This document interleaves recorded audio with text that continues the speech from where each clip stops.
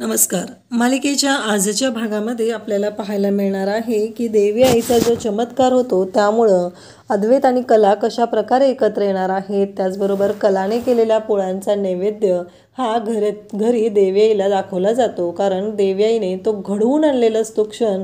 कारण सरोजने पण सगळा नैवेद्य बनवलेला असतो, पण नेमक्या पोळ्या बनवलेल्या असतात. त्या पोळ्या ज्या आहेत, पोळ्यांचा डबा खाली पडतो आणि त्यामुळं कलाने बनवलेला नैवेद्य हा देवी आईला दाखवला जातो. तर नक्की हे सगळं कसं घडून येतं ते आपल्याला या व्हिडिओमध्ये पाहायला मिळणार आहे. आणि अद्वैत कलाला जाऊन का सावरतो, नक्की काय होतं, त्यासाठी हा व्हिडिओ शेवटपर्यंत पहा. तर इकडे सोहमला आता कलाने सांगितलेलं असतं की मला नैवेद्य बनवायचं आहे, त्यासाठी लागणारं साहित्य मला आतून आणून दे. ॲटलिस्ट मी पोळी तरी बनवेल, कारण आबांचं असं म्हणणं असतं की घरच्या सुनेनेच हा नैवेद्य बनवला पाहिजे असं कला म्हणते. आणि सोहम घरी नैवेद्य बनवण्यासाठी आता जे साहित्य लागणार असतं ते साहित्य आणण्यासाठी आतमध्ये येतो आणि त्याचवेळी पाहतो तर सरोज तिथं असते. आणि आता सरोज आहे तर आपण हे साहित्य मागायचं कसं, हा प्रश्न सोहमला पडलेला असतो. म्हणून सोहम खानाखुणा करत राहतो. तर रजनी म्हणते की काय झालंय सोहम, अशा खानाखुणा का करतोयस तू, काय हवंय तुला. तेव्हा सोहम म्हणतो की नाही, मला काही नको आहे. आणि पुन्हा तो तिथेच थांबतो आणि त्याला उचकी येऊ लागते. उचकी आली की रजनी म्हणते की थांब, मी तुझ्यासाठी पाणी घेऊन येते. मग रजनी लगेचच सोहमसाठी पाणी घेऊन येते आणि त्याला पाणी पिण्यासाठी देते. आणि तेवढ्यात सोहम म्हणतो की गाई कलावहिनीला पोळ्या बनवायच्या आहेत आणि तिनं लागणारं जे साहित्य आहे, डाळ, गूळ, त्याचबरोबर पीठ आणि भांडी, हे सगळं मला तिने बाहेर घेऊन बोलवलेलं आहे, तर ते सगळं मला देशील का. आणि सरोज काकू इथेच होती ना, तिच्यासमोर मी कसं बोलणार होतो, म्हणून मी तुला असं सांगत होतो. तेव्हा रजनी म्हणते की चालेल, काहीच हरकत नाही आहे, मी तुला सगळं आणून देईन असं म्हणत आता सगळं साहित्य आणून देण्यासाठी सोहम आतमध्ये आलेला असतो आणि तो सगळं साहित्य घेतो. आणि त्याचबरोबर ते साहित्य घेऊन तो बाहेर जातो आणि कलाला ते साहित्य देऊ लागतो.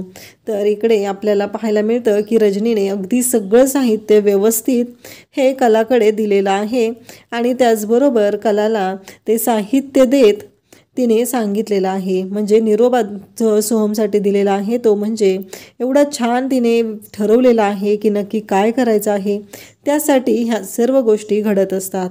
तर सगळं साहित्य देण्यासाठी रजनीला एक शक्कल लढवावी लागते. ती अशी असते, ती म्हणजे तिने सरोजला सांगितलेलं असतं की सरोज वहिनी, तुमचा फोन वाजतोय आतमध्ये, मी आता सोहमशी बोलत होते ना तेव्हा माझ्या लक्षात आलं, असं म्हणत तिने सरोजला आतमध्ये पाठवलेलं असतं. आणि सोहमच्या जवळ सगळं साहित्य अगदी व्यवस्थित दिलेलं असतं, प्रत्येक गोष्ट दिलेली असते. तोपर्यंत कलाने बाहेर इथे चूल मांडलेली असते आणि सोहम म्हणतो की कलावहिनी, हे काय चाललंय तुझं, नक्की म्हणजे काय, मला कळतच नाही आहे, तुझी इच्छाशक्ती नक्की काय म्हणायचं याचं, हा प्रश्न सोहम कलाला विचारतो. कला मात्र हसतच असते. कला म्हणते की अरे सोहम, आबांनी सांगितलंय ना, आपल्या देवी आईला घरच्या सुनेचा हातचा नैवेद्य लागतो आणि मला माहिती आहे ना नैनाताई कशी आहे, ती बनवू शकणारच नाही, म्हणून मी विचार केला की मीच बनवावं. असं म्हणत तिने ते पोळ्या बनवायला घेतलेले असतात. त्याने सगळं साहित्य व्यवस्थित तिला आणून दिलेलं असतं आणि आता घरच्या लक्ष्मीच्या हातचा नैवेद्य हा देवी आईला दाखवला जाणार असतो, त्यासाठी हे सर्व चालू असतं. त्यानंतर आपल्याला पाहायला मिळतं की संगीता इकडे जेवण बनवत असते. दिनकर आणि संगीता दोघंही घरी कामात असतात आणि त्याचवेळी दिनकरला आठवत असतं की आपल्या मुलीच्या बाबतीत एवढं सगळं घडलेलं आहे आणि आपण काहीच करू शकलेलो नाही, म्हणजे करायचं काय आहे, हा प्रश्न त्याला पडलेला असतो. आपल्या मुलीला एवढी चुकीची वागणूक तिथं दिली जात आहे, तरीही आपण काहीच बोललो नाही, त्याचबरोबर तिची बाजू घेतली नाही, हे सगळं दिनकरला आठवत असतं. त्याचबरोबर संगीतालाही आठवत असतं. तिलाही खूप वाईट वाटत असतं. तिलाही असं वाटत असतं की काय आहे हे सगळं, म्हणजे आपल्या मुलीच्या बाबतीत एवढं चुकीचं घडलं पण आपण काहीच नाही करू शकलो, या गोष्टीचं त्यांना वाईट वाटत असतं. माझी कला काही खाणार नाही, ती उपाशी राहणार आहे आणि मी म्हणजे इथं पुरणपोळी करून खाऊ, ही गोष्ट संगीताला पटतच नसते. फक्त एवढंच म्हणणं असतं की काहीही झालं तरी आत्ता जे काय आहे त्याच्यामध्ये महत्त्वाची गोष्ट एकच असते, ती म्हणजे की आता जे कलाच्या बाबतीत घडलेलं आहे, कलाला यातून सावरणं हीच महत्त्वाची गोष्ट असते. आणि कलाला समजवण्यासाठी आता सगळेजण प्रयत्न करत असतात, परंतु कला मात्र ऐकून घ्यायलाच तयार नसते आणि कला पण तेवढीच हट्टाला पेटलेली असते. कलाने आता पुरणपोळीचा नैवेद्य बनवायला सुरुवात केलेली असते आणि इकडे सगळ्यांना कलाची काळजी वाटत आहे. सगळ्यांना म्हणजे सरोज, दिनकर, त्याचबरोबर काजल, सोहम, रजनी आणि आबा यांना सगळ्यांना कलाचा त्रास बघवत नाही. कला मात्र खूप सुंदर अशा पुरणपोळ्या बनवत आहे. बाहेर चुलीवरती तिने पोळ्या करत असते. कलाने अगदी अशा परिस्थितीतून मार्ग काढत दैवेचा नैवेद्य बनवण्याची तयारी दाखवलेली असते आणि हे सगळं तिने केलेलं असतं. तर कलाचं हे जे सगळं चालू असतं त्याचवेळी आपल्याला पाहायला मिळतं की इकडे सरोज आणि रजनी दोघीही खूप छान असा नैवेद्य बनवत असतात. घरी सागर संगीत असा पुरणपोळीचा स्वयंपाक करत असतात. सरोजला तर आबांनी देवीच्या आरतीचा मान काढून घेतलेला असतो, पण तरीही सरोजला वाटत असतं की मी या घरची सून आहे ना, तर मी काहीही करू शकते असं सरोजचं म्हणणं असतं. हे आबांनाही माहिती असतं आणि मग रजनीच्या मदतीने सरोज पण प्रत्येक गोष्ट तिथं करत असते, ती मनापासून करत असते. ॲक्च्युली तिच्या डोक्यातही येत नाही की आपण कलाला इतकं वाईट वागवलेलं आहे, इतकं वाईट बोललेलो आहे. आणि फायनली त्यांचाही दोघींचा स्वयंपाक पूर्ण होतो. स्वयंपाक पूर्ण झालेला असतो, त्यामुळं आता नैवेद्याची तयारी करायची असते. तेवढ्यातच आबा तिथे येतात आणि आबा म्हणतात, तुमच्या दोघींचं झालं आहे का? म्हणजे मला काय म्हणायचं आहे माहिती आहे का, की तुमचं झालं असेल तर आवरून घ्या, आरतीची तयारी करूया. मग त्या दोघीजणी आवरण्यासाठी जातात. सगळं डायनिंग टेबलवरती आणून ठेवलेलं असतं. इकडे कलाचा पण नैवेद्य जवळजवळ होत आलेला असतो. कला पण घामाघूम झालेली असते. बाहेर चुलीवरती तिने उन्हामध्ये तो स्वयंपाक बनवलेला असतो आणि त्याचबरोबर इकडे आता चांदेकरांच्या घरच्या देवीची आरती सुरू होते. सगळेजण तिथं आलेले असतात. आबा अद्वैतला म्हणतात की अद्वैत आरती करायला घे रे बाबा. आणि आबांनी अद्वैतलाच तो आरतीचा मान दिलेला असतो आणि त्यामुळं रोहिणीची मात्र इकडे वाट लागलेली असते. रोहिणीला असं वाटत असतं की हा मान माझ्या मुलाला मिळायला पाहिजे होता, नयनाला मिळायला पाहिजे होता, राहुलला हा मान मिळायला पाहिजे. पण आज कला घरात नाही तरीही आबांनी तो मान अद्वैतलाच दिलेला आहे. खरं तर तिथं कला असायला पाहिजे होती ना जोडीने पूजा करण्यासाठी. कला नसतानाही आबांना फक्त त्यांचंच पडलेलं आहे. ह्या गोष्टीचा राग मात्र रोहिणीला खूपच येत असतो. तिला अजिबात आवडलेलं नसतं आणि तिला असं वाटत असतं की यांच्या सगळ्यांमुळंच माझ्या राहुलवरती अन्याय होत आहे. मी चांदेकर असूनही मला अशी वागणूक या घरात दिली जात आहे, याचा राग इकडे रोहिणीला येत असतो. त्यानंतर आपल्याला पाहायला मिळतं कला पण आता तुळशी मातेला नैवेद्य दाखवते, नमस्कार करते. इकडे रजनीने पण आता नैवेद्याचं ताट बनवायला घेतलेलं असतं आणि त्याचबरोबर पोळ्या वाढायची जबाबदारी म्हणजे ताटामध्ये पोळ्या ठेवण्याची जबाबदारी असते ती सरोजकडे आणि ती डब्याचं झाकण उघडत असते आणि त्याच वेळी पोळ्यांचा डबा खाली सांडतो आणि त्यातल्या सगळ्या पोळ्या खाली सांडतात.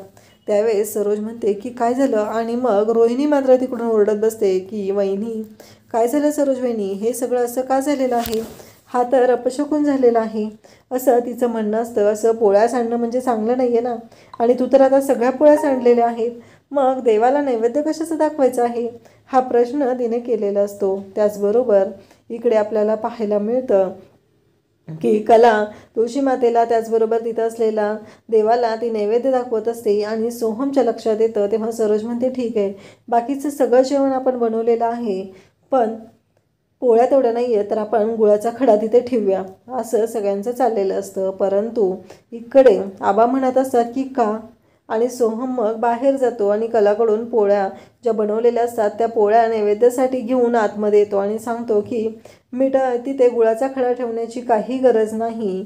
आता पुरणपोळ्या आहेत ना आणि त्याही स्वतः आपल्या कलावहिनीने बनवलेल्या आहेत, त्यामुळं काहीच प्रॉब्लेम नाही आहे. तर आपण त्या पोळ्या ज्या आहेत त्याच तिथे नैवेद्यासाठी वापरूया असं आबांचंही ठरतं. आबांनीही स्पष्टपणे सांगितलेलं आहे की नैवेद्यासाठी कोणत्या पोळ्या वापरायच्या आहेत आणि त्याच पोळ्यांचा नैवेद्य दाखवायचा आहे असं आबांनीही सांगितलेलं आहे.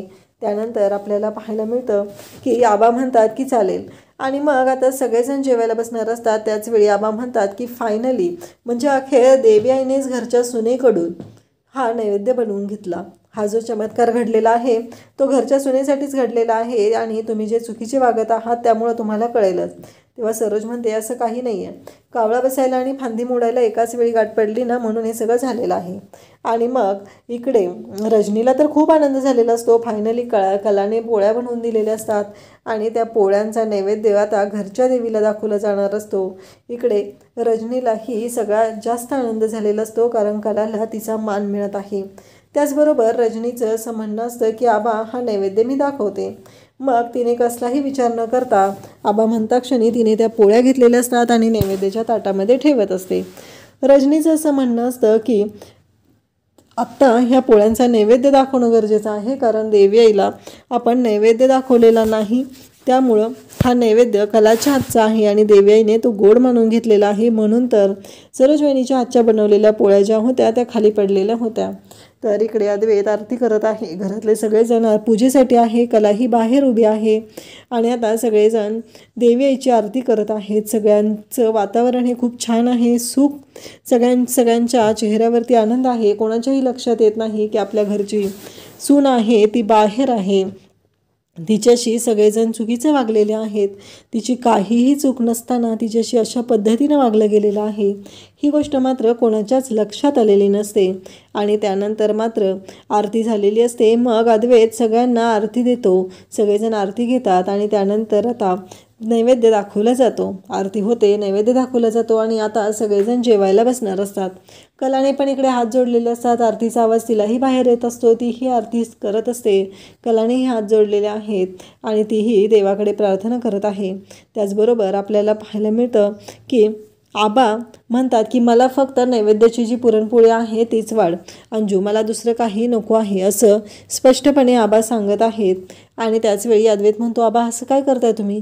तेव्हा आबा म्हणतात की घरचा नैवेद्य आहे तो सगळ्यांनी खाल्ला पाहिजे. त्याचवेळी सरोज, अद्वैत त्याचबरोबर श्री सर्वजण सांगू लागतात की आम्हाला पुरणपोळी नको आहे, का तर ती कलाने बनवलेली आहे म्हणून यांना ती पुरणपोळी नको आहे असं त्यांनी सांगितलेलं असतं. त्यानंतर आपल्याला पाहायला मिळतं की आता सगळेजण जेवायला बसलेले आहेत आणि त्याचबरोबर आबा म्हणतात की मला दुसरं काही नको आहे. अद्वैत म्हणतो की आबा जेवून घ्या. आबा म्हणतात की घरची सून, माझी नातसून बाहेर उपाशी आहे आणि माझ्या घशाखाली कसा घास उतरेल? तेव्हा अद्वैत म्हणतो की आबा काळजी करू नका, तिच्या जेवणाची जबाबदारी माझ्यावर ठेवा, मी तिला जीव घालेल, असं अद्वैत म्हणतो आणि अंजूला सांगतो की अंजू ताट बनवायला घे. अंजू ताट बनवायला जाते, ताट बनवून आणते आणि म्हणते हे घ्या अद्वैत साहेब, असं म्हणत ती देते. सरोज मात्र अद्वैतकडे रागाने पाहत असते. अद्वैतला नक्की काय करायचं आहे हा प्रश्न सरोजला पडलेला असतो आणि मग कला इकडे विचार करतच बसलेली असते आणि तेवढ्यात अद्वैत आणि अंजू दोघंही तिथे येतात आणि कलाला म्हणतात की हे घे. त्यावेळेस अद्वैतला कला सांगू लागते की मला नको आहे, मी सांगितलेलं आहे ना मी अन्न पाणी काही घेणार नाही. तेव्हा अद्वैत म्हणतो की अंजू तुला आबांनीच सांगितलं आहे ना हा प्रसाद घरातील प्रत्येकाच्या पोटात गेला पाहिजे, म्हणूनच तर हा प्रसाद बनवला गेला आहे ना. तेव्हा अंजू म्हणते की हो आणि कलाताई घ्या ना. तेव्हा कला म्हणते ठीक आहे, देवीचा प्रसाद आहे आणि आबांनी सांगितलेलं आहे म्हणून मी यातला एक घास मोडून घेत आहे, बाकीचे घेऊन जा, असं स्पष्टपणे ती सांगत असते. त्याचबरोबर आपल्याला पाहायला मिळतं की अंजू इकडे कलाला बोलत असते की कलाताई तुमच्या लक्षात येतं आहे का तुम्हाला एवढा त्रास होतोय आणि तरीही तुम्ही ऐकायला तयार नाही, किती वेळ उपाशी राहणार आहात, असं स्वतःला त्रास करून का घेताय, असं अंजू समजत असते. तेव्हा कला म्हणत असते की कसं आहे अंजू माहिती आहे का, काहीही झालं तरी आत्ता मी जर माघार घेतली मला माहिती आहे, पण माझ्या मनाच्या त्रासाचं काय, माझ्या मनाला होणारा त्रासही तेवढाच आहे, त्याचाही विचार मला केलाच पाहिजे ना. कारण काहीही झालं तरी माझ्या मनाला ज्या वेदना झालेल्या आहेत त्या मी पोटातलं खाल्लं म्हणून भरून येणाऱ्या नाहीत, माझ्या मनाच्या वेदनांचा मला जास्त त्रास होत आहे, असं ती सांगत असते. त्याचनंतर आपल्याला पाहायला मिळतं की सोहम आता आलेला असतो आणि म्हणतो की वहिनी बाद झालं, खूप अति करतेस तू, असं सोहम म्हणत असतो. तेव्हा कला म्हणते की तसं नाही रे सोहम, माझ्या आत्मसन्मानाचं काय, माझ्या मनाला ठेच लागलेली आहे त्याचं काय, त्यावरून मी काय करू ते सांग ना. काहीही झालं तरी मला कळत नाही आहे की नक्की काय करायचं आहे ते, असं तो बोलत असतो. तेव्हा इकडे संगीता म्हणत असते की माझ्या घशाखाली कसा घास उतरेल, कारण माझी लेक तिकडे उपाशी आहे ही गोष्ट मला माहिती आहे आणि माझी लेक उपाशी आहे, नक्की काय करू, असं ती म्हणत असते. मग तिच्या लक्षात येतं की आत्ता आपण इकडे सोहमला फोन करूया. मग ती सोहमला फोन करते. सोहमला कला विचारते कोणाचा फोन आहे. सोहम म्हणतो की संगीता काकूंचा फोन आलेला आहे आणि मग सोहमला कला सांगू लागते की सोहम तिला काही सांगू नकोस, मी जेवले म्हणून सांग. सोहम म्हणतो कसं सांगू मी कलाताई, कलावहिनी मला कळतच नाही आहे, मी कसं सांगू असं सांग बरं. तेव्हा कला म्हणते सांग ना, ती खूप काळजी करत बसेल. आणि त्यावेळेस संगीता सोहमला म्हणू लागते की मला माहिती आहे तुमच्या पुढे आता कला आहे आणि तिनेच तुम्हाला सांगितलं आहे ना तसं. मग सोहम कलाकडे फोन देतो आणि कला बोलायला लागते. कला म्हणू लागते की आई मी जे खरं आहे ना तेच सांगत आहे, तू जेवून घे, मी जेवलेले आहे, पोटभर जेवले, मी निवांत आहे, माझी काळजी करू नकोस तू, असं ती सांगत असते. त्याचवेळी आपल्याला पाहायला मिळतं की इकडे संगीताचं समाधान तर झालेलं असतं. कलाने तसं सांगितल्यामुळं तिला बरं तर वाटत असतं. परंतु कला इकडे उपाशी आहे याबद्दल तिला काही शंका नसते. तिला माहिती असतं की कला ही उपाशीच आहे, फक्त तिनं दाखवत आहे तसं हे तिच्याही लक्षात आलेलं असतं. त्यानंतर उद्याच्या भागामध्ये आपल्याला पाहायला मिळणार आहे की अद्वैत ब्लँकेट घेऊन बाहेर आलेला आहे आणि कलाला देत आहे. कला म्हणते की नको आहे मला. तेव्हा अद्वैत म्हणतो घराच्या बाहेर दुसरं कोणीही असलं असतं तरीही मी तेच केलं असतं, कारण माझ्याकडे अजूनही माणुसकी आहे, असं अद्वैत सांगत असतो. तेव्हा कला म्हणते की मला तुझ्याकडून कोणतीच गोष्ट नको आहे, घेऊन जाता. तरीही अद्वैत तिथंच बाहेर टेबलवर ठेवतो आणि निघून जातो. त्याने काही ती ब्लँकेट आतमध्ये घेऊन गेलेला नसतो. आणि त्यानंतर आपल्याला पाहायला मिळतं की कला तिथे पाहत असते आणि दुसऱ्या दिवशी सकाळी आबांना फोन येतो आणि चांदेकरांच्या पेढीवरती आग लागलेली आहे असं त्यांना कळतं. आबांना खूप मोठा धक्का बसलेला असतो. आबा म्हणतात घरच्या लक्ष्मीचा अपमान केलेला आहे, तिला असं घराबाहेर काढलेलं आहे, तर नक्कीच असं काहीतरी घडणार याबद्दल मला खात्री आहे, असं आबा सांगू लागतात. आणि त्यानंतर आबा म्हणतात की आत्ताच्या आत्ता जा आणि सुनबाईला घेऊन ये. अद्वैत आता बाहेर गेलेला आहे आणि तो कलाला घेऊन येणार असतो. तेवढ्यात कलाला चक्कर येते आणि कला खाली कोसळते. अशाच अपडेटसाठी चॅनलला सबस्क्राईब करा. थँक्यू.